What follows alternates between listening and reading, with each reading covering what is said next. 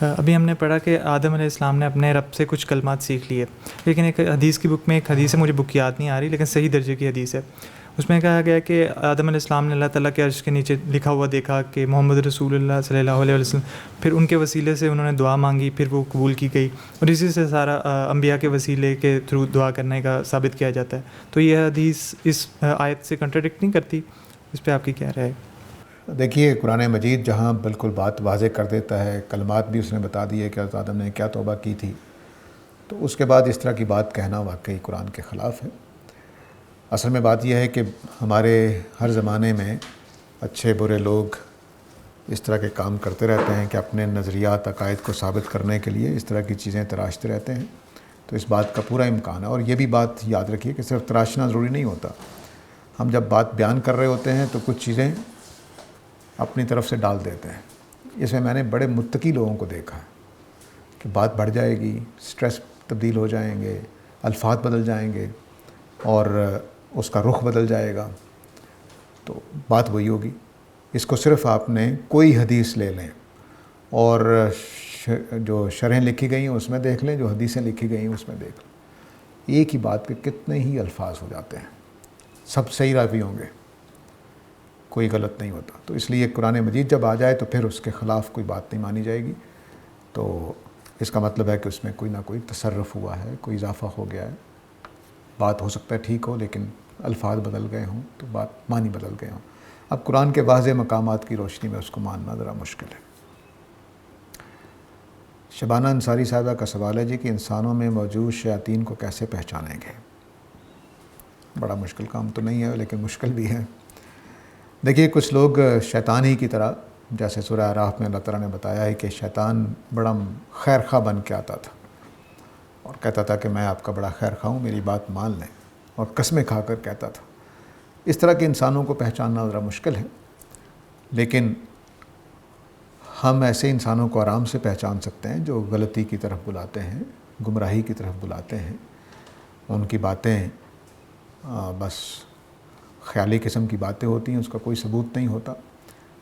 مذہب کو بارے میں ہمیشہ یاد رکھیے کہ مذہب کے ایسے ورژنز موجود ہیں دنیا میں جو مذہب نہیں ہوتا بلکہ ہماری اپنی بنائی ہوئی باتیں ہوتی ہیں.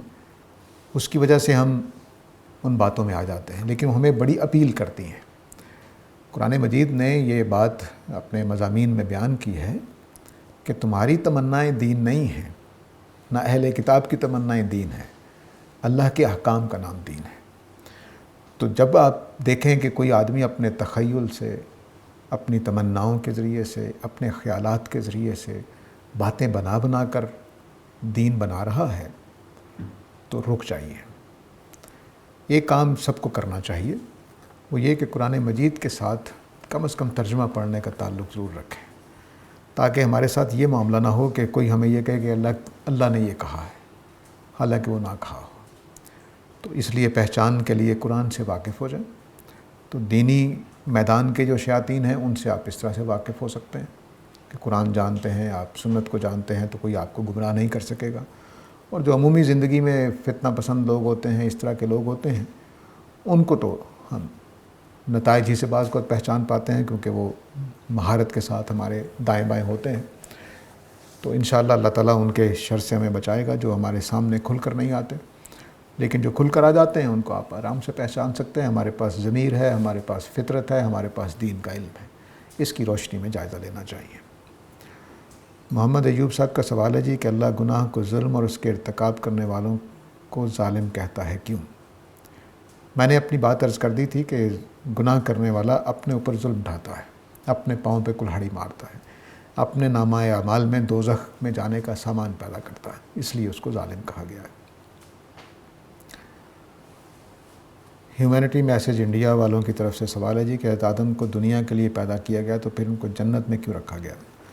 میں نے یہ بھی عرض کر دیا کہ یہ جنت دنیا ہی میں تھی. جنت کا مطلب باغ ہے، اور جب ہم جنت میں جائیں گے تو وہ بھی ہمارا مادی قسم کا باغ ہی ہوگا. وہ کوئی ایسا نہیں ہے کہ کوئی ہوائی قسم کی چیز ہوگی. اسی طرح کے پھل پودے ہوں گے لیکن اعلیٰ شان کے ہوں گے، اسی طرح کی فضائیں ہوں گی، بڑی اعلیٰ قسم کی ہوں گی. تو ہم جس مٹی سے بنے ہیں ہماری جنت بھی اسی مٹی سے بنی ہوگی، لیکن یہ عارضی ہے، وہ دائمی ہوگی، بس اتنا فرق ہوگا. لیکن ہمیں جو کچھ ملنا ہے وہ کچھ روحانی قسم کا نہیں ہے. تو جنت کوئی روحانی قسم کی چیز نہیں ہے، وہ بہترین قسم کا باغ ہے جو دائمی ہے، جس میں جو چاہیں گے ملے گا. اس کے خوش جہاں وہ پھل اوپر نظر آیا ہے، آپ کھائیں گے کہ آ جائے میرے ہاتھ میں، وہ آپ کے ہاتھ میں آ جائے گا. بس اس طرح کی جنت ہوگی جو کچھ خدا کی قوتوں اور اس کے ساتھ ملی جلی ہوگی، لیکن بہرحال وہ ہماری مادی دنیا کے لحاظ سے ہی ہوگی.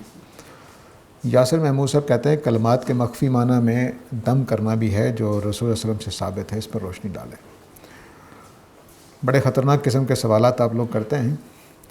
دیکھیے، دم کے بارے میں دو پہلو ہیں جو سامنے رکھنے چاہیے. ایک دم کا مطلب یہ ہوتا ہے کہ اس کے کلمات میں کوئی اثر ہے، اور ایک دم کا معنی یہ ہوتا ہے کہ جو کلمات بولے گئے ہیں اس کا ہماری ایمان کی وجہ سے ہماری نفسیات پہ اثر پڑتا ہے. تو دم اس معنی میں فائدہ مند ہے. میں ایک دفعہ میرا بھائی بیمار ہوا تو اس کو آرام نہیں آ رہا تھا، تو جس ڈاکٹر کے پاس میں جاتا تھا اسی کے پاس اس کو بھیجا. تو ان ڈاکٹر نے مجھے کہا کہ آپ کے بھائی کو کچھ مسئلہ نہیں ہے، اب دیکھیے کہ میں ان کو ڈسٹل واٹر کا انجیکشن لگاؤں گا تو یہ ٹھیک ہو جائے گا. تو ڈاکٹر نے میرے بھائی سے کہا کہ میں آپ کو بہت ہائی پوٹینسی کا انجیکشن لگا رہا ہوں، یہ تو ہر طرح کے بخار کو، بیماری کو ختم کر دیتا. میرا بھائی ٹھیک ہو گیا. کیوں؟ تو بعد میں نے ایک اور ڈاکٹر صاحب سے پوچھا، وہ کہتے ہیں ہم اس کو گولڈن واٹر کہتے ہیں، ڈسٹل واٹر.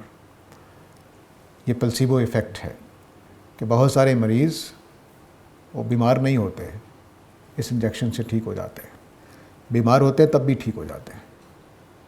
یہ باقاعدہ ٹیسٹ کیے گئے ہیں کہ مریضوں کو، ایک ہی مرض کے مریض، ان کو آپ دوائی دیں اور ایک کو سوڈو دوائی دیں، یعنی نقلی دوائی دیں، دونوں کے اوپر برابر اثرات ہوتے ہیں. تو ایمان کی وجہ سے ایک اضافہ ہو جاتا ہے ہمارے جو دم ہوتے ہیں ایمان کی وجہ سے. وہ صرف پلسیبو ایفیکٹ نہیں ہوتا، بلکہ ایمان کا بھی ایک اثر ہوتا ہے. ایمان اور پلسیبو ایفیکٹ مل کر ایک چیز کو ہمارے لیے مؤثر بنا دیتے ہیں. چنانچہ ایمان کی طاقت اتنی بڑی ہے کہ یہ ہمیں اتنا بڑا اعتماد دیتی ہے کہ ہمارے دماغ کی قوتیں بہت زیادہ ہو جاتی ہیں. تو دم کا یہ پہلو ہے جس کو میں سمجھتا ہوں کہ درست ہے. کلمات میں اثر نہیں ہوتا، وہ ہمارا ایمان اور خدا کے ساتھ توکل اور بھروسہ اور پلسیبو ایفیکٹ دونوں مل کر ہمیں تندرست کر دیتے ہیں. جی، اور یہاں سے ہال میں سے کوئی سوال لے لیتے ہیں. جی، تو یہاں پر جب بات ہے تو ایک ہمارے یہاں تصور سمجھا جاتا ہے کہ جو انسان ہے اس کے بعد فری ول کا پاور ہے، فرشتوں کے پاس نہیں ہے کہ فرشتوں کو جو کہا جاتا ہے اس کو مانا جاتا ہے. لیکن یہاں پر اسے لگتا ہے کہ اس میں جو فرشتوں نے بھی اعتراض کیا تھا اور بعد میں اس کو کریکٹ کیا. ایک سوال یہ، اور دوسرا میرا سوال یہ تھا کہ جب یہ والا حصہ میں قرآن کا پہلے بھی پڑھ رہا تھا تو میرے ذہن میں ایک سوال آتا ہے کہ بظاہر اس طرح سے لگتا ہے کہ شیطان نے بھی حضور اللہ کا انکار کیا ایک قسم کا، تو اس کو، لیکن اس کو مہلت اور اس کو جو توبہ کی ہے وہ اس کو نہیں دی گئی. جبکہ ایک جس طرح کے فرعون تھا، اس طرح کا گناہ گار بھی تھا جس کے پاس پوری زندگی کی مہلت تھی کہ اگر فرعون آخر وقت میں بھی جو ہے نا توبہ کر لیتا تو اس کو معاف ہو جاتا. تو شیطان کو اس طرح کا آپشن کیوں نہیں دیا گیا؟ دیکھیے، جہاں تک پہلے سوال کا جواب ہے تو اس میں بالکل صحیح آپ نے سمجھا ہے کہ فرشتوں کے پاس بھی کچھ اختیارات ہیں. وہ سوچتے سمجھتے ہیں، علمی سوالات کر سکتے ہیں. اللہ تعالیٰ سے لگتا ہے کہ کوئی ڈسکشن بھی ہو جاتی ہیں، وہ سب کچھ ہوتا ہے. لیکن امتحان کے لیے ان کو نہیں رکھا گیا، یعنی ان کا اختیار امتحان کی نوعیت کا نہیں ہے. جیسے ہمیں امتحان میں ڈالا گیا ہے اس طرح کا نہیں ہے. لیکن ان کے پاس بھی سوچ سمجھ ہے، پورا اختیار ہے، پوری آزادی سے وہ سوال کرتے ہیں، اعتراض کرتے ہیں. تو وہ خدا کے حضور میں ہیں، اس لیے ان کو امتحان میں نہیں ڈالا گیا. رہ گیا دوسرا سوال آپ کا کہ فرعون کو تو مہلت مل گئی، ابلیس کو نہیں ملی. دونوں میں بہت فرق ہے. ابلیس کو اللہ تعالیٰ دکھائی دے رہے تھے، فرعون کو دکھائی نہیں دے رہے تھے. تو اس وجہ سے مہلت زیادہ ملنی چاہیے. ٹھیک ہے نا؟ ابلیس اللہ تعالیٰ کے سامنے بیٹھ کے کہہ رہا ہے اور فرعون کے سامنے صرف حضرت موسیٰ کے اور معجزات تھے. اس لیے دونوں میں اتنا فرق ہے کہ ایک کو مہلت ملنی چاہیے، ایک کو نہیں ملنی چاہیے. لیکن اللہ تعالیٰ نے اسے قیامت تک مہلت دی ہے. صرف اپنے دربار سے نکالا ہے. وہ توبہ کرنا چاہے تو آج بھی کر سکتا ہے. ایسا تو نہیں کہ وہ توبہ کرنے کا موقع نہیں ملے گا اس کو. ایک سوال یہاں سے لے لیتے ہیں. یاسر محمود کہتے ہیں جی آدم علیہ السلام کے ماں باپ نہیں تو آدم کو کیسے تخلیق کیا گیا؟ قرآن مجید نے آگے چل کر بتایا ہے سورہ مومنون میں، سورہ سجدہ میں اور دیگر مقامات پہ کہ آدم علیہ السلام کی مٹی کو اللہ نے حکم دیا کہ تم اسی طرح سے ایک سیل بن جاؤ، اور اس کے نتیجے میں آدم و حوا تخلیق ہوئے. یہ اللہ تعالیٰ نے بیان کر دیا. سیل کا لفظ تو نہیں بولا اللہ تعالیٰ نے نطفے کا لفظ بولا ہے، یعنی اس پانی کے قطرے کا جو مٹی کے اندر سے اللہ تعالیٰ نے بنایا. اور پوری تفصیل بتائی اللہ تعالیٰ نے کہ میں نے مٹی کے اندر سے کچھ چیزیں نکالی، ایکسٹریکٹ کی، ان کے پھر میں نے نطفہ میں تبدیل کیا، پھر وہ آہستہ آہستہ اسی پروسیس سے، جس پروسیس سے آج کل ہم پیدا ہوتے ہیں، آدم اور حوا بن گئے. عدیل قریشی کہتے ہیں کہ نبی معصوم ہوتے ہیں، آدم و حوا کا عمل غلطی تھا یا گناہ؟ جی نبی معصوم ہوتے ہیں، اس میں کوئی شبہ نہیں ہے.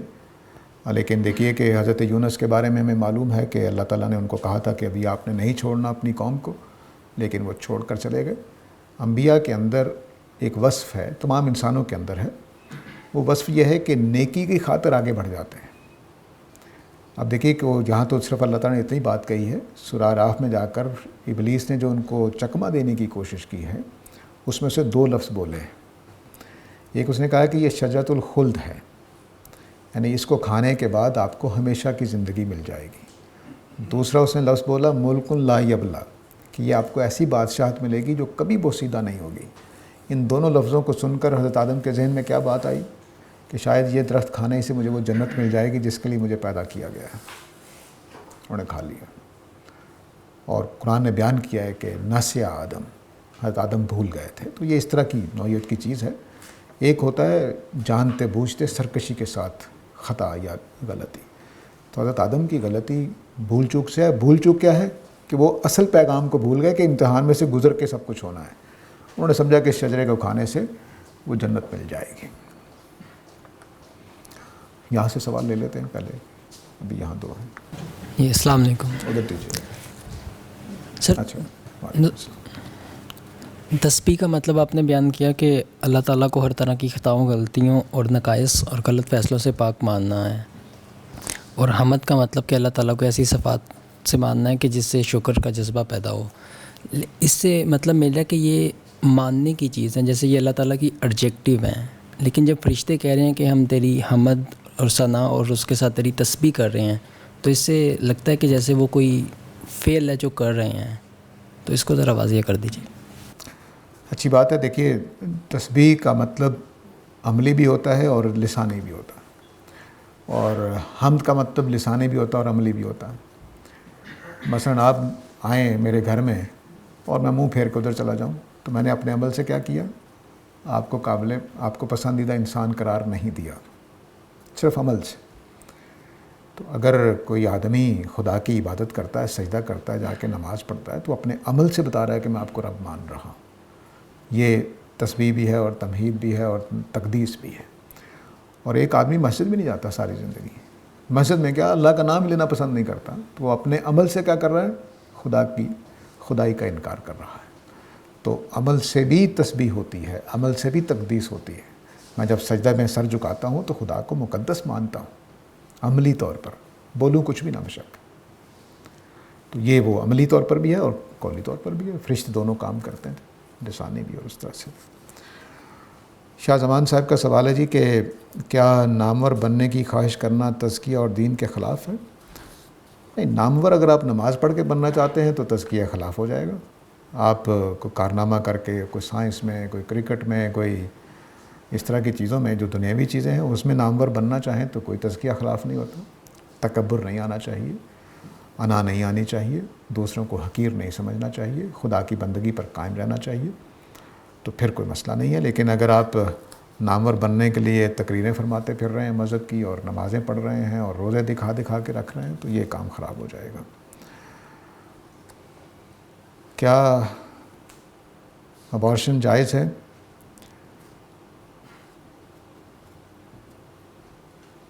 Worship the creator. اچھا یہ کوئی ان کا نام ہوگا گروپ کا. جی ابارشن بالکل ناجائز ہے سوائے اس کے کہ ماں کی یا بچے کی دو میں سے کسی ایک کی زندگی کا مسئلہ پیدا ہو جائے.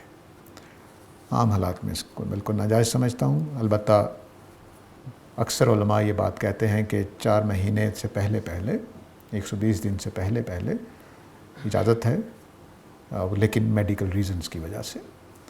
میرے خیال میں وہ بہت نرمی ہے, وہ درست نہیں ہے. ابارشن پہلے دن سے لے کر پیدا ہونے تک ناجائز ہے سوائے اس کے کہ ماں کی یعنی دونوں میں سے ایک کی زندگی کا مسئلہ بن جائے, تو اس میں پھر میں سمجھوں گا کہ بچے کی زندگی لینا یعنی اس کو محروم کر دینا زندگی سے اجازت دی جا سکتی ہے. 120 دن میں کون سی میڈیکل ریزنز بتائیں جو آپ کہہ رہے ہیں جس کی وجہ سے مثلا کوئی ایسا ہے کہ زندگی کا مسئلہ بھی ہو سکتا ہے اور یہ بھی کہ وہ اب نارمل پیدا ہوگا یا کچھ اس طرح کا, تو اس میں ہو سکتا ہے. یا کوئی ماں کے لیے ایسی بیماری کا باعث بن سکتا ہے, تو اس طرح کی چیزیں. لیکن وہ بھی 120 دن سے پہلے وہ اس کا فلسفہ بھی سمجھ لیجئے, کیونکہ ایک روایت سے معلوم ہوتا ہے کہ 120 دن کے بعد دل بننے کے بعد روح پھونکی جاتی ہے, تو اس لیے پھر وہ انسان مکمل بن جاتا ہے. اس سے پہلے وہ انسان مکمل نہیں مانا جاتا. تہجد کی نماز, جہاں امریکی عدالت نے بھی اس کے خلاف فیصلہ دے دیا, اور میرے خیال میں بہت اچھا فیصلہ ہے. پہلے دوسرا فیصلہ دیا گیا تھا لیکن اب واپس لے لیا گیا ہے. اصل میں کسی انسان کی زندگی جس کو اللہ نے زندگی عطا کر دی ہے آپ چھیننے کا حق نہیں رکھتے. یہ قتل ہے, اور قتل اپنا بھی ہو کسی کا بھی ہو ناجائز ہے, کبیرہ گناہ ہے.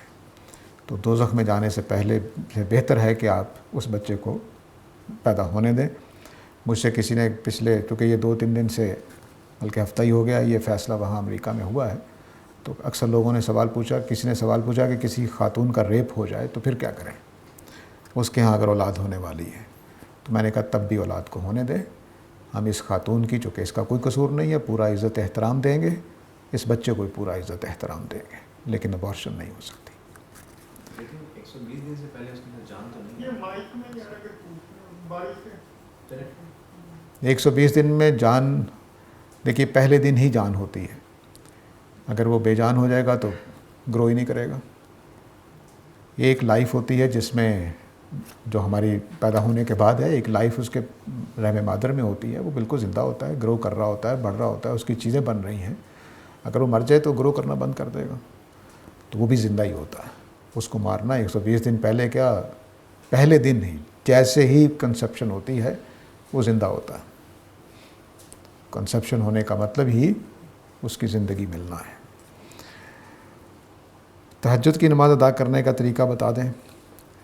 تہجد کی نماز بالکل عام نماز کی طرح ہے, لیکن اس میں کچھ سہولتیں ہیں جو نبی کریم صلی اللہ علیہ وسلم نے دی ہیں.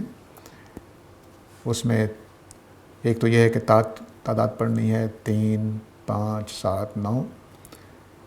اس میں اتحیات جو 2 رکعت کے بعد ہم اتحیات فرضوں میں کرتے ہیں ہر 2 رکعت کے بعد, اس کی ضرورت نہیں ہے. آپ ایک ہی اتحیات کے ساتھ 3, 5, 7 رکعتیں پڑھ سکتے ہیں. اور صرف یہ ہے کہ اس میں تینوں جو رکعتیں ہیں جو ہوں گی اس میں قرآن بھی پڑھا جائے گا.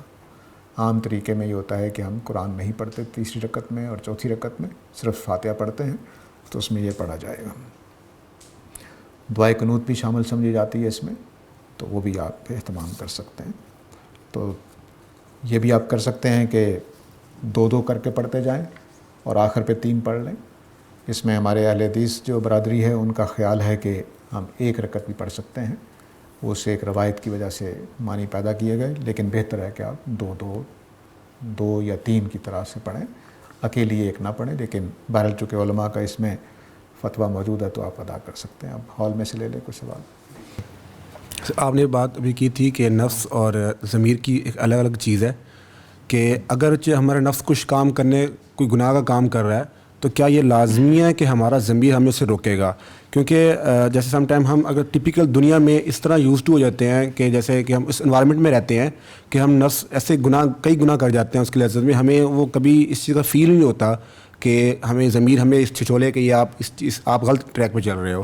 کیا اس کا کنیکشن کیا دماغ سے ہوتا ہے کہ اگر آپ کی جو مائنڈ سیٹ ہے آپ ایجوکیٹڈ ہیں یا آپ کسی اچھے سوسائٹی میں رہتے ہیں، تو کیا اس کا کنیکشن لازمی ہے؟ ضمیر آپ کو اس کا کیا سسٹم ہے کہ ضمیر آپ کو لازمی چھچولتا ہے؟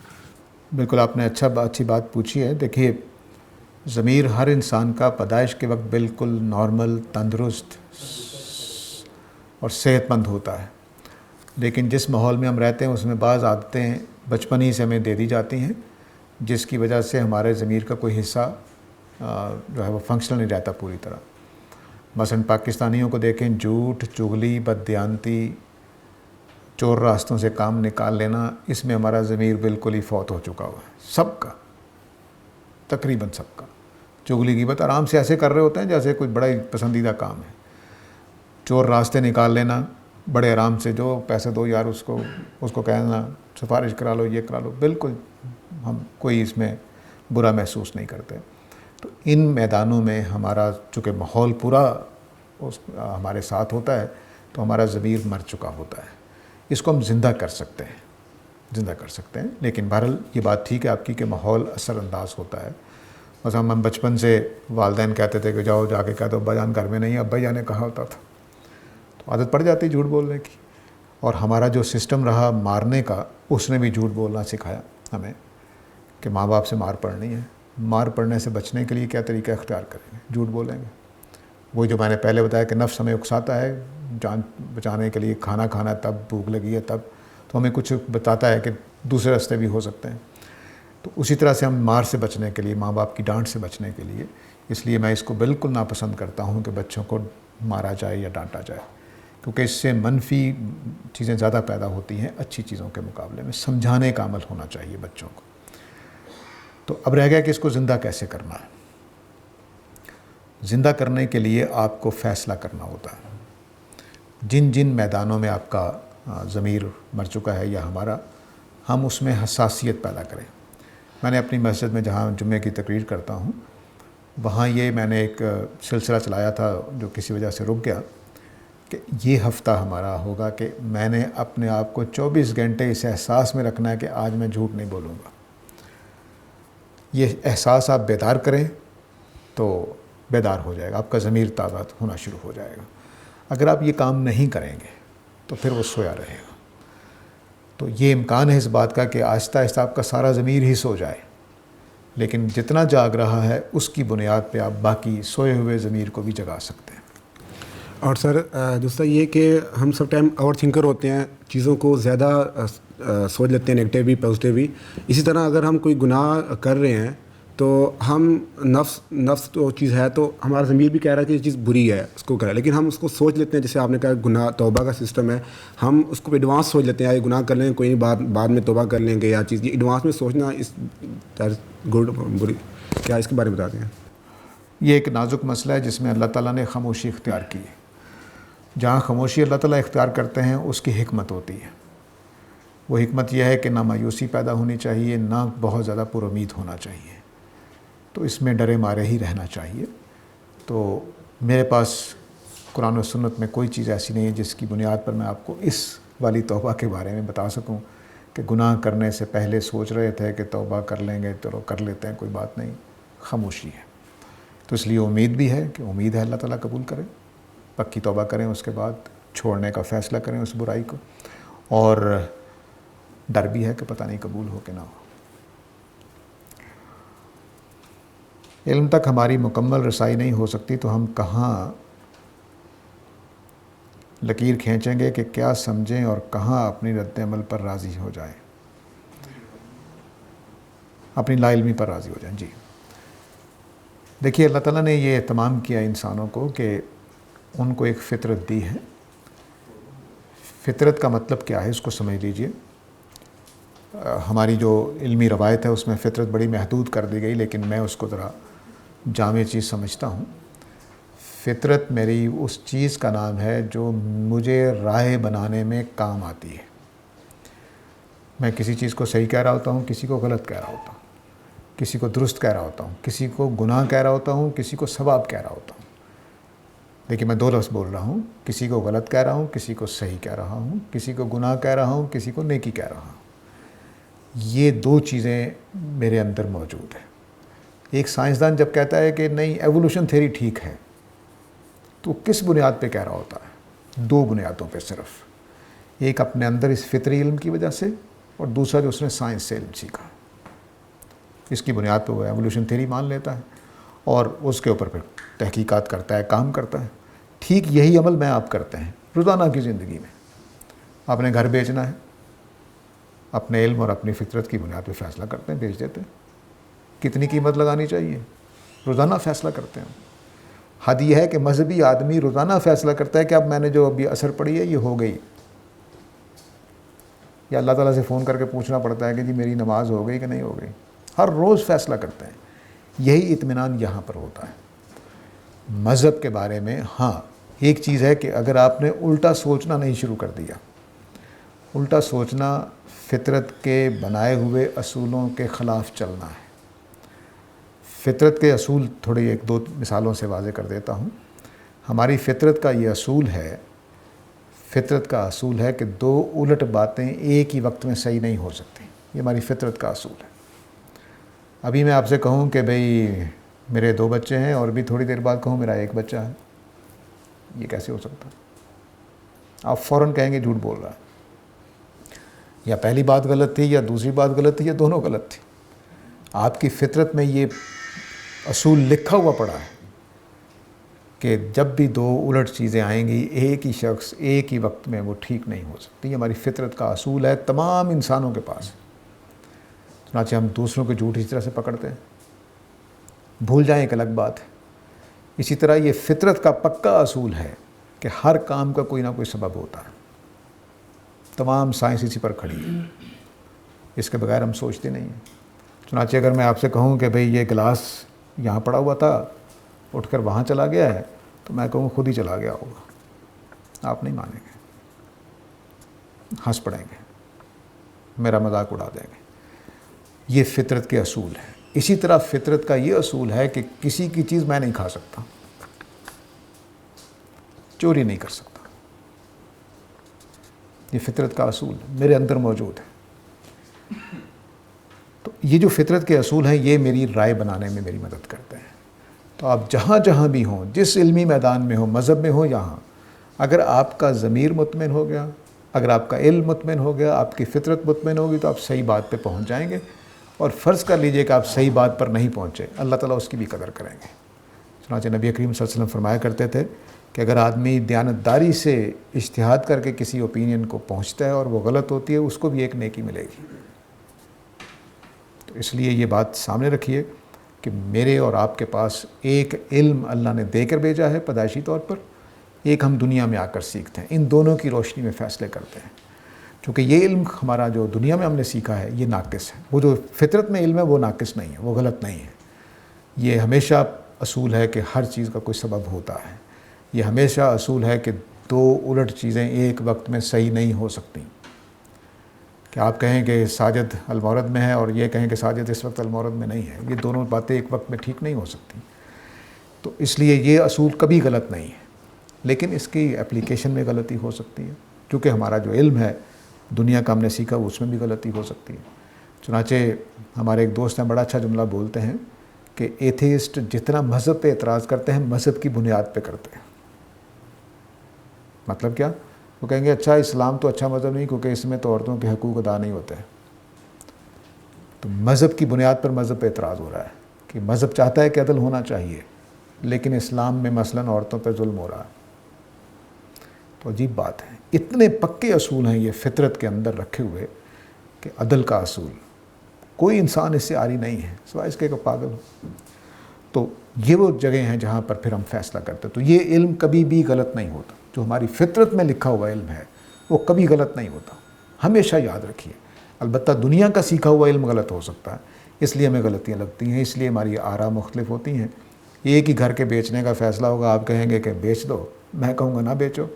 मैं अपनी कुछ वजूहत बता रहा हूँ, आप अपनी कुछ वजूहत बता रहे होंगे। तो اس طرح سے یہ ہوتا ہے. تو فطرت ہماری جو ہے اس کو ہمیشہ سامنے رکھیں. فطرت کا ایک علم اٹل ہے, بے خطا ہے, کبھی غلطی نہیں اس میں, کبھی غلطی ثابت نہیں ہوئی.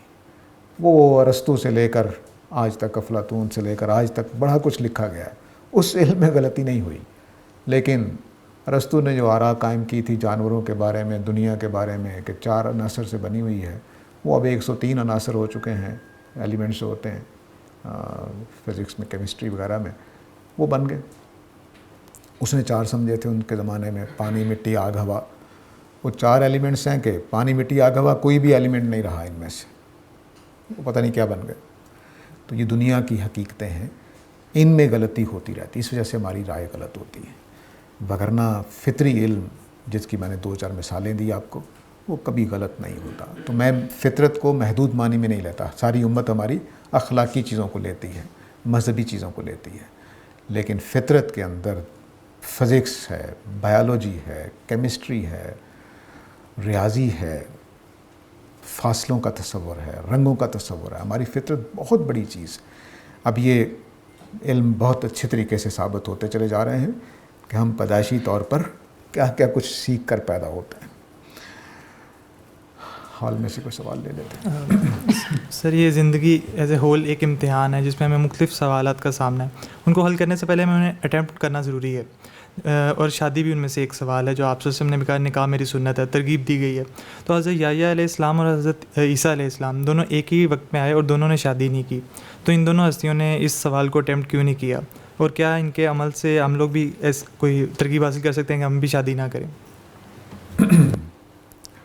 آپ ضرور فیصلہ کریں, میں روک نہیں سکتا, لیکن ان کی بات سمجھ لیجئے. حضرت عیسیٰ علیہ السلام سے پہلی بات تو یہ ہے کہ ہمیں ان کی پوری اطلاعات نہیں, ہو سکتا ہے شادیاں کی ہوں, ہم کچھ واضح طور پر نہیں کہہ سکتے. جو ہمارے پاس معلومات کے سورسز ہیں وہ حتمی نہیں ہیں, یعنی قرآن میں نہیں کہیں آیا کہ انہوں نے شادی نہیں کی, لیکن بہرحال معروف بات یہی ہے کہ انہوں نے شادی نہیں کی. تو حضرت عیسیٰ سے پوچھا گیا کہ آپ شادی کیوں نہیں کرتے؟ انہوں نے کہا کہ میرے رب کے گھر کو آگ لگی ہوئی ہے, یعنی بنی اسرائیل کو, تو میں اپنا گھر کیسے بسا لوں. انہوں نے وجہ بتا دی کہ ان کے پاس جو مشن ہے اس کی وجہ سے وہ شادی نہیں کر سکتے. تو یہ ایک ہوتا ہے بعض کا کہ آپ جوانی میں, بہت سارے ہمارے مسلمان علماء ابن تیمیہ جیسے ہیں کہ انہوں نے زندگی اس طرح سے گزاری کہ نوجوانی میں قید میں چلے گئے, پھر وہ علمی کاموں میں لگ گئے, کوئی سفر کر رہے ہیں, کچھ یہ کر رہے ہیں, تو شادی نہیں کر سکے. تو اس طرح کی چیزیں بھی ہو سکتی ہیں. تو جو شادی جانتے بوجھتے نہ کرے, کوئی رکاوٹ نہ ہو, اس کو تو پوچھا جا سکتا ہے, ہو سکتا ہے. لیکن جو اس طرح کی کسی وجہ سے شادی نہیں کرتا وہ انشاءاللہ ثواب پائے گا شادی نہ کر کے بھی. لیکن بالعموم شادی کر لینی چاہیے. اس کی وجہ یہ ہے کہ حضرت یحییٰ اور حضرت عیسیٰ پر قیاس نہ کریں, وہ بہت مضبوط شخصیات تھی.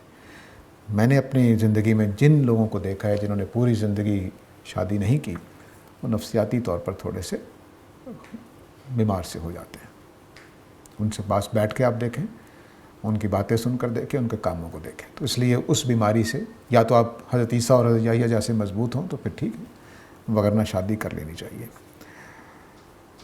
دل قریشی صاحب کہتے ہیں کیا معنی حمل طریقوں یا مصنوعات کا استعمال جائز ہے؟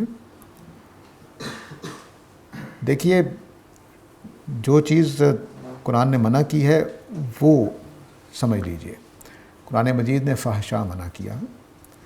فحشاء کے اندر جتنی چیزیں کوئی اس طرح کی آتی ہیں وہ ناجائز ہو جائیں گی. اسی طرح قرآن مجید نے قتل نفس کو منع کیا ہے. تو جو کوئی معنی حمل چیزیں آپ استعمال کرتے ہیں جس سے پریگنینسی کے بعد استعمال کر رہے ہیں, ناجائز ہو جائیں گی. تو جو چیزیں جائز ہیں اس میں یہ دونوں اصول آپ سامنے رکھیے کہ فحشاء کا کوئی طریقہ اختیار نہ کیا جائے, اور کوئی قتل اور اس طرح کا کوئی جس میں کسی کی جان جانے کا ڈر ہو وہ طریقہ آپ اختیار نہیں کریں گے. تو باقی جو مثلا ابھی بعض تحقیقات ایسی آ رہی ہیں کہ جو اس میں ادویہ استعمال کی جاتی ہیں, ان سے رحم مادر میں کچھ ایسی خرابیاں پیدا ہو جاتی ہیں کہ بچے بعض اوقات معذور پیدا ہو جاتے ہیں. اس طرح کی چیزوں سے گریز کرتے ہوئے جو اچھے صحت مند طریقے ہیں وہ ضرور اختیار کر سکتے ہیں. نماز توبہ کیسے ادا کریں؟ نماز توبہ کا مطلب یہ ہوتا ہے کہ یہ صلاۃ حاجت کی طرح کی چیز ہوگی کہ آپ 2 رکعت نماز اس مقصد سے پڑھیں گے کہ یا اللہ میری توبہ قبول کر لے. ایک تو مطلب یہ ہے, آپ اس کے بعد دعا کریں گے. ایک ہوتا ہے کفارے کی نیت سے صلاۃ توبہ کہ مثلاً آپ سے کوئی غلطی ہو گئی جس کا خمیازہ آپ پورا نہیں کر سکتے، کمپنسیشن نہیں کر سکتے، تو اس کا طریقہ پھر یہ ہوتا ہے کہ آپ کو نیکی کریں گے، اللہ کی راہ میں خیرات کر دیں، یا آپ کہیں کہ بھئی میں اگلے 4-5 سال ہر روز 2 رکعت پڑھ کے اس کا کفارہ ادا کروں گا۔ تو یہ 2 صلاۃ توبہ کے طریقے ہو سکتے ہیں، دونوں میں سے جو آپ اپنے مطابق سمجھے قبول کر لیجیے۔ 2 اپروچز کی بات کی تھی، ایک وہ ایویڈنس والا اور ایک مطلب کہ وہ عقل والا۔ تو اس میں میں ریلیٹ کرنا چاہوں کہ جب مجھے دین کا بالکل سادہ سا نالج تھا، تو ایک بار بات ہوئی کہ مرتد کو قتل کرنے کی، تو کزن بتا رہا تھا کہ مرتد ہو تو اسے قتل کر دیا جائے۔ تو میری اس ٹائم عقل میں وہ بات نہیں ہے، میں نے کہا کہ نہیں، ایسا میرے خیال میں نہیں ہو سکتا۔ اس نے حدیث وغیرہ دیکھے، لیکن مجھے سمجھ آیا کہ یہ ایسا ہو سکتا ہے۔ تو اس کے بعد لیکن اگر عقل کے حساب سے دیکھا جائے تو اگر ہم جنس پرستی ہوئے، پہلے میرے ذہن میں یہ چیز ہے کہ انسان کے اندر یہ چیز ہے، تو مطلب اللہ تعالیٰ نے رکھی ہے، آئی ہے، تو وہ اس چیز کو پرسو کر سکتا ہے۔ لیکن بعد میں جب وہ چیزیں ہوئیں تو مجھے کلیئر ہو گیا۔ تو اس میں یہ پوچھنا چاہ رہا تھا کہ ایک بات چیت میں نے ایک صاحب کو یہی ریفرنس دیا کہ وہ اسے بھی میں نے یہ پوچھا کہ مرتد کے قتل کے، تو انہوں نے کہا کہ نہیں ایسا نہیں ہو سکتا۔ کہ میں نے کہا کہ بھئی جو روایتی فکر ہے وہ یہی کہتی ہے کہ اس کو قتل کر دیا جائے۔ انہوں نے کہا نہیں میں نہیں مانتا، حالانکہ روایتی فکر والے تھے لیکن کہتے ہیں کہ نہیں ایسا ہو نہیں سکتا۔ تو اس میں کہہ رہا تھا کہ جب وہ میں نے ان کو ایز اے یہ دلیل پیش کی، تو میرے ذہن میں بھی یہ خیال آیا کہ صرف یہ جو عقل سے بات ہے، اس میں بھی مجھے بھی جو ہم جس پرستی والا معاملہ ہے اس میں غلطی لگی تھی کہ عقل تو یہی کہہ رہی تھی کہ یار یہ ہونا چاہیے۔ تو اس میں جب دین کے بارے میں ہم کسی کو اگر کہ ایز اے ریفرنس دیں یا پھر دین کے بارے میں خود سمجھنا چاہیں، تو اس کو ایز اے مطلب کہاں رکھ سکتے ہیں ہم عقل کو، کہ آپ جو عقل آپ کو کچھ چیزیں بتاتی ہے تو اس کو ایز اے ریفرنس آپ رکھ سکتے ہیں، یا پھر صرف ایویڈنس کی بیس پہ ہی، قرآن اور سنت کی بیس پہ ہی کریں گے؟ دیکھیے عقل کیا ہے؟ عقل کا مطلب یہ سمجھا گیا ہمارے ہاں کہ کوئی ہمارے پاس فیکلٹی ہے اندر ہمارے، جو استعمال کرنے سے ہم چیزوں کو سمجھ سکتے ہیں۔ پورا قرآن مجید خالی ہے کہ اس نے عقل کو فیکلٹی کے طور پر بیان نہیں کیا، خالی ہے۔ اب اس کے 2 مطلب ہو سکتے ہیں کہ عقل کوئی چیز نہیں ہے، عقل صرف ایک پروسیس کا نام ہے، کوئی فیکلٹی نہیں ہے، کچھ نہیں ہے۔ میرے خیال میں ایسا ہی ہے۔ جو بھی میں نے فطرت کے اصول بتائے ہیں اس میں آپ کی پسند اور ناپسند بھی شامل ہے، اس میں آپ کا جو نفرت اور کراہت وہ بھی شامل ہے، اس کے اندر اس میں ذائقہ بھی شامل ہے، اس میں ذوق بھی شامل ہے۔ یہ سارا کچھ آپ کے پاس ہے جس کے استعمال کو ہم عقل کہتے ہیں۔ یعنی جب میں وہ اصول اختیار کرتا ہوں کہ 2 نقیض 2 الٹ چیزیں ایک ٹائم پہ صحیح نہیں ہو سکتی، تو جب میں اس کو استعمال کرتا ہوں یا کوئی کام سبب کے بغیر نہیں ہو سکتا، تو میں کیا کرتا ہوں؟ عقل استعمال کرتا ہوں۔ سمجھتے ہم یہ ہیں، لیکن ہم اصل میں فطری اصول استعمال کر رہے ہوتے ہیں، اپنے اس پیدائشی علم کو استعمال کر رہے ہوتے ہیں جو اللہ نے ہمیں دیا ہے۔ اس کو عقل کہتے ہیں۔ اب جب یہ عقل کو ہم استعمال کر رہے ہیں، تو اب عقل جو فلسفے نے دی وہ عقل مسئلہ پیدا کرتی ہے۔ وہ کیا ہوتا ہے؟ وہ یہ ہوتی ہے کہ ہم اپنے موجودہ علوم کو، اپنے موجودہ تصورات کو عقل کی جگہ رکھ دیتے ہیں۔ مثلاً پرانے لوگوں کا خیال یہ تھا کہ جو چیز حرکت میں ہو اس کو ہم جان نہیں سکتے، جو چیز حرکت میں ہو اس کو ہم جان نہیں سکتے۔ تو چنانچہ وہ علم جو خود تبدیل ہوتا رہے وہ بھی غلط ہوگا، جو چیز سٹیٹک نہ ہو، کھڑی ہوئی نہ ہو، اس کو ہم جان نہیں سکتے۔ اس سے ایک نتیجہ نکلا کہ جو رائے میں تبدیل کرتا ہو اس کا علم ناقص ہے۔ چنانچہ خدا کے بارے میں یہ جان لیا گیا، مان لیا گیا کہ پہلے دن روز ازل جو کچھ اللہ تعالیٰ کا علم تھا بس وہی ہے۔ اب وہ کوئی نیا پروگرام بنائے تو خدا ناقص ہو جائے گا، وہ کوئی بات نئی کہہ دے تو ناقص ہو جائے گا۔ یعنی اللہ تعالیٰ نیا حکم نہیں دے سکتے، کیونکہ جب جیسے ہی وہ نیا حکم دیں گے تو کوئی نئی چیز اللہ کے ذہن میں آئی تو اس کا مطلب اللہ تعالیٰ نعوذ باللہ ناقص ہے۔ جبکہ قرآن مجید میں واضح لفظوں میں لکھا ہوا ہے کہ وہ اپنے ام الکتاب میں یمحو و یثبت، وہ لکھتا بھی ہے مٹاتا بھی ہے۔ تو اس کا مطلب ہے کہ اللہ تعالیٰ بھی اپنے ہاں اس روزانہ یہ کام کر رہے ہیں۔ قرآن کہتا ہے کل یوم ہوا فی شان، ہر روز وہ ایک نئے کام میں ہے۔ تو ہم نے کیا کیا کہ پہلے ایک تصور بنایا کہ جو چیزیں چل رہی ہیں اس کا ہم علم نہیں سیکھ سکتے۔ اس سے ہمارے ذہن میں یہ اگلا فلسفہ پیدا ہوا کہ جو چیزیں تبدیل ہوں وہ صحیح علم نہیں ہے، اس میں نقص پایا جاتا ہے۔ چنانچہ ہم نے اللہ کے بارے میں یہ مان لیا کہ اللہ تعالیٰ کے ہاں بھی علم میں تبدیلی نہیں آ سکتی، کیونکہ جیسے علم میں تبدیلی آئے گی ناقص ہو جائے گا. تو یہ عقل کا استعمال ہے, یہ غلط ہے. ہم نے اپنا ایک باہر کی دنیا میں بنایا ہوا اصول بطور عقل استعمال کرنا شروع کر دیا, یہ غلطی ہے. تو جب ہم کہتے ہیں نا کہ مثلاً ہومو سیکچولیٹی ٹھیک ہے کہ نہیں ٹھیک ہے, تو ہم کچھ نظریات اپنے لے کر بیٹھے ہوتے ہیں. ان نظریات کو الگ کریں پہلے. جو انسانوں کے پاس فطری چیز ہے وہ یونیورسل ہوگی, اس میں چند لوگوں کی بات فیصلہ کن نہیں ہوگی. کیا یونیورسلی انسانوں نے ہومو سیکچولیٹی کو پسند کیا ہے؟ فیصلہ ہو جائے گا. اسی طرح آپ دین قبول کرنے پر اور چھوڑ دینے پر کسی کو مار دینا, پہلی بات تو یہ چونکہ دینی حکم ہے تو قرآن کے پاس جائیں گے کہ وہاں کیا لکھا ہوا ہے, لیکن اس کو فطرت پر بھی تول کر دیکھ لیے. کیا صرف عقیدہ تبدیل کرنے پر کسی کو مارا جا سکتا ہے؟ کیا یونیورسلی یہ ایکسیپٹ کرے گی ہماری عقل؟ نہ اللہ نے کیا نہ ہماری عقل نے کیا.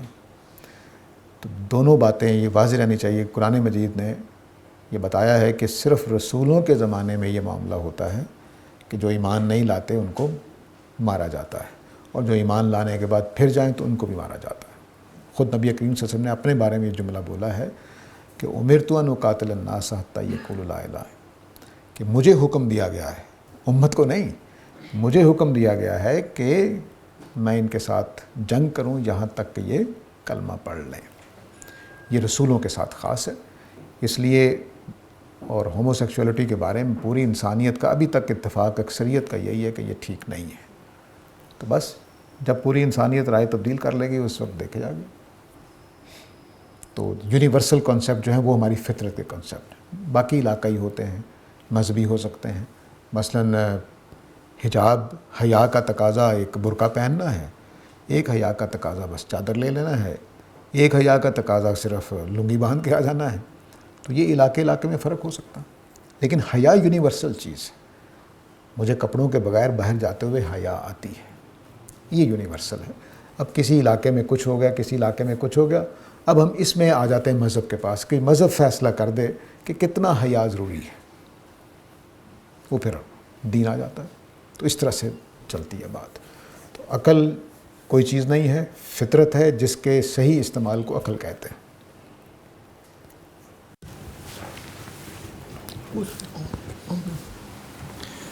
السلام علیکم سر. سر آپ نے ابارشن سے متعلق بتایا کہ اگر کسی کا ریپ ہو گیا ہو تو وہ یعنی اس کو پھر بھی کنٹینیو کرنا چاہیے اس کو پریگننسی کو.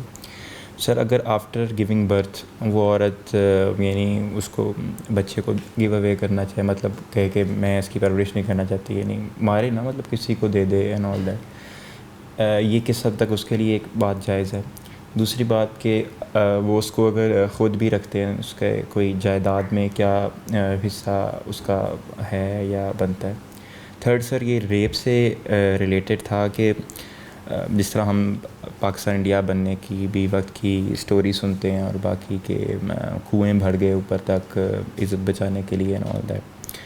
سر کیا سوسائڈ اس وقت میں جائز ہو سکتی ہے, یا اس کی کوئی دلیل بندہ بنا سکتا ہے خدا کے دربار میں کہ میرا ریپ ہونے لگا تھا یا اس طرح کا کوئی مسئلہ تھا, مطلب یا ٹارچرس آگے کوئی زندگی تھی یا کوئی مسئلہ تھا؟ یعنی ہم اکثر ہم سنتے ہیں کہ یعنی جب نازی جرمنی میں یہ تھا کہ وہ سائنائڈ اپنے دانت میں لے کے رکھتے تھے کہ اب آپ پکڑے جاؤ تو آپ وہ چبا لیں اور تاکہ آپ کو ٹارچر نہ ہو اینڈ آل دیٹ. اور ہمارے کافی سارے فوجیوں کو بھی شاید اس طرح کی گائیڈنس ملتی ہے. تو سر اس کی کس حد تک دینی لحاظ سے جو ہے وہ جائز ہے اور کس حد تک یہ ہو سکتا ہے؟ ہاں دیکھیے, جو پہلا سوال ہے اس میں وراثت ماں اور باپ دونوں کی طرف سے آئے گی. اس کو اگر اچھا معاشرہ ہو تو ریپ کرنے والے آدمی کو اس کی ذمہ داری سونپی جائے گی, اس کا خرچہ اٹھائے گا, وہ اس کا ذمہ دار ہوگا اور سزا بھی دی جائے گی اس کو جو اس نے جرم کیا ہے. لیکن وہ اپنے باپ کا بھی وارث ہوگا, اپنی ماں کا بھی وارث ہوگا.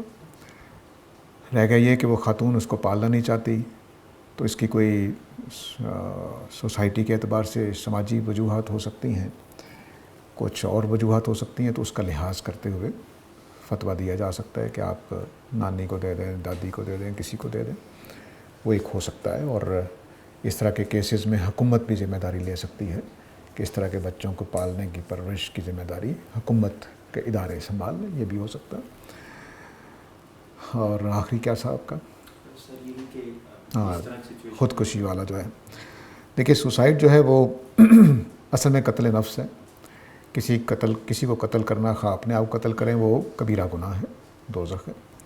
لیکن جس طرح جنگ میں ہمیں اجازت ہوتی ہے کسی کو مار دینے کی، تو اس اصول پر یہاں بھی اجازت ہو سکتی ہے کہ ایک آدمی نے یا ایک عورت نے کسی ایسے ریزن سے خودکشی کر لی ہے، اس نے اس وقت سوچا کہ نہیں، میری عزت اتنی قیمتی چیز ہے یا میری تکلیف اتنی مسئلے کی چیز ہے کہ میں اس کو نہیں برداشت کر سکتا، میں راز نہ کھول دوں ملک کا، تو اس لیے میں جنگ کے اصول پہ اپنے آپ کو قتل کر لیتا ہوں۔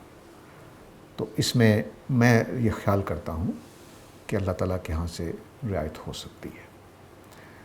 تو اگر میدان جنگ میں کسی کو قتل کرنا جائز ہے، قتل کرنا یعنی جنگ کی خاطر، نہ کہ ویسے ہی آپ جنگ کے بہانے سے کسی کو قتل کر دیں، اس اصول پر میں یہ سمجھتا ہوں کہ دیکھیں نا، ابو بکر عمر نے بھی قتل کیے ہیں میدان بدر میں، تو کیا وہ قتل کرنے کے لیے دوزخ میں جائیں گے؟ نہیں۔ اس اصول پر جو بھی رعایت ہو سکتی ہے وہ ہو جائے گی۔ ایک اور اصول خودکشی میں یاد رکھیے، یہ میرے سامنے ایک کیس آیا، اس وجہ سے میں کہہ رہا ہوں کہ بعض مریض ایسے ہوتے ہیں کہ وہ اپنے آپ کو مارنے کا ارادہ کر لیتے ہیں، تو وہ خدا کی اس اسکیم کے تحت آئیں گے جن کے مرفوع القلم ہو چکے ہیں کہ انہوں نے اپنی اس نفسیاتی حالت میں خودکشی کی ہے، اس لیے وہ دوزخ میں نہیں ڈالے جائیں گے، کیونکہ ان کو اپنے اوپر قابو نہیں تھا، کنٹرول نہیں تھا۔ تو یہ دونوں، خودکشی عام طور سے ہمارے یہاں یہی سمجھا جاتا ہے کہ لازماً دوزخ میں جائے گا، لیکن اس پر اسی قاعدوں قوانین کا اطلاق ہوگا۔ عام حالات میں، تندرستی میں، بغیر کسی وجہ کے خودکشی کرنا قتل نفس ہے، کبیرہ گناہ ہے، ہمیشہ کی دوزخ ہوگی۔ لیکن جنگی صورتحال میں رعایت ہو سکتی ہے اور نفسیاتی مسائل میں رعایت ہو سکتی ہے۔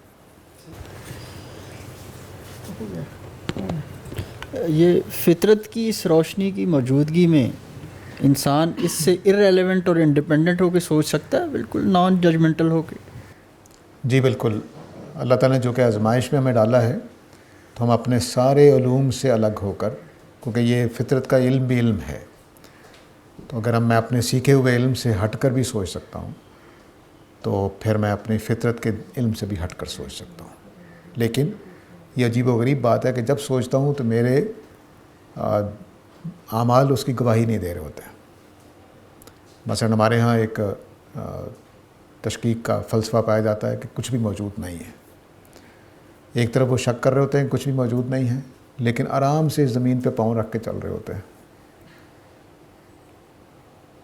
کیا مطلب ہوا کہ ان کا جو دماغی انہوں نے الگ کر لیا کہ کائنات موجود نہیں ہے، اس علم کا انکار کر دیا اور کہہ رہا ہے کہ کچھ موجود نہیں ہے، لیکن اس کا جسم بتا رہا ہے کہ جب وہ زمین پہ پاؤں رکھ رہا ہے، کھانا بھوک لگی ہوگی، ماں سے کہے گا، بیوی سے کہے گا کھانا لاؤ بھی کھا لیں، تو اس کا مطلب ہے کہ کھانے نے جو بھوک مٹانی ہے اس کو مان رہا ہے۔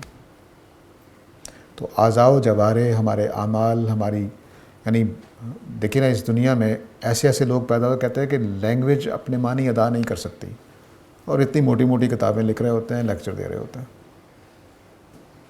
عجیب و غریب بات ہے۔ تو پھر ان کا عمل اس کی خلاف گواہی دے رہا ہوتا ہے، کہنے کو وہ کہہ رہے ہوتے ہیں کہ بھی، تو علم سے مجرد ہو کر، اپنی فطرت سے مجرد ہو کر ہم سوچ سکتے ہیں، چونکہ آزادی دی گئی ہے۔ جانور شاید ایسا نہیں کر سکتے، لیکن ہم کر سکتے ہیں۔ چنانچہ ہم اپنے جذبات، اپنے احساسات، اپنی ویلیوز، ہر چیز کو چھوڑ کے کھڑے ہو جاتے ہیں۔ اتنی طاقت دی ہوئی ہے اللہ تعالیٰ نے، اور یہ تعداد میں تھوڑے لوگ ہوتے ہیں۔ زیادہ تر لوگ پابند رہتے ہیں، لیکن بڑے بڑے جرأت آزما لوگ جو ہوتے ہیں وہ اپنی سب کچھ چھوڑ کر۔ جی، میرا سوال آپ کے پچھلی بات سے، آپ نے فطرت کے بارے میں کہا کہ اس میں ہماری، یعنی کہ شروع سے ہم میں شامل ہوتے ہیں، جس طرح آپ نے عدل کی بات کی۔ اس میں اگر مثال لے لیں، ایک ایسا شخص کسی ایسے ماحول میں پیدا ہوا ہے، پلا بڑا ہے، جہاں پہ عدل کا کانسیپٹ ہی نہیں ہے اس کے گھرانے میں، اور اس کا ایکسپوجر وہیں تک لمیٹڈ ہے، تو وہ تو کبھی زندگی میں عدل کے بارے میں سوچے گا بھی نہیں۔ تو فطرت اور یہ جو انسان کا سوشل کنسٹرکٹ ہوتا ہے، اس کے درمیان کیا ایسی لائن ہوتی ہے کہ یہ فرق کر دے دونوں کے بیچ میں؟ بہت اچھی بات کی آپ نے۔ فطرت میں عدل موجود ہے اس شخص کے بھی، وہ اس کا عملی طور پر اظہار کرتا رہے گا. اس کو قرآن مجید نے سورہ مطففین میں ایڈریس کیا ہے کہ جب ہم خود تولتے ہیں کسی کے لیے تو کم کر لیتے ہیں, اپنے لیے کبھی نہیں چاہتے کم تلوانا. تو جو آدمی کسی بھی ماحول میں ہو وہ اپنے لیے کم از کم عدل چاہ رہا ہوتا ہے, تو عدل موجود ہوتا ہے. ایک تو یہ بات سمجھ لیجیے کہ دوسری بات یہ جان لیجیے کہ کچھ چیزیں ہماری پالش ہوتی ہیں معاشرے کی وجہ سے اور کچھ ڈیمیج ہوتی ہیں معاشرے کی وجہ سے. مثلاً لائن میں لگنا بھی عدل کا تقاضا تھا, لیکن ہماری معاشرت میں لائن میں لگنا نہیں سکھایا. کیوں؟ کیونکہ درباروں میں دربان بیٹھا ہوتا تھا, چلو جی آپ کی باری, چلو جی آپ کی باری. وہ اپنی مرضی سے یا پہلے آئے پہلے پائی کے اصول پر وہ باری لگا دیتا تھا. تو ہمیں لائن میں لگنے کی عادت ہی نہیں تھی. انگریز آیا, اس نے کہا کہ لائن میں لگو ٹکٹ لینے کے لیے ٹرین کے. تو عدل کی ایک اپلیکیشن ہمیں پالش کر دی انگریز نے آ کر. ہم اپنے طریقے پر چل رہے تھے. ہمارا طریقہ غالباً وہی تھا جو ٹوکن والا ہوتا ہے کہ لوگ سارے بیٹھے ہوئے, لائن میں لگنے کی ضرورت نہیں ہے. دربان کو پتہ ہے یہ پہلے آئے تھے یہ بعد میں آئے تھے, وہ اسی حساب سے بلاتا رہتا ہے, یا اہمیت کے اعتبار سے بلا لیا. یہ بھی عدل ہوتا ہے کہ ایک آدمی کو ایمرجنسی ہے, اب ہسپتال میں آپ چلے جائیں, ایک کا خون بہہ رہا ہے اور ایک اطمینان سے بیٹھا ہوا ہے, تو ٹوکن پر کس کو پہلے جانا چاہیے؟ اب ٹوکن توڑنا پڑے گا کہ یہ آدمی مر جائے گا 10 منٹ بعد, اس کا خون بہہ رہا ہے. تو عدل بھی ہوتا ہے. تو عدل صرف لائن میں لگنا عدل نہیں ہے.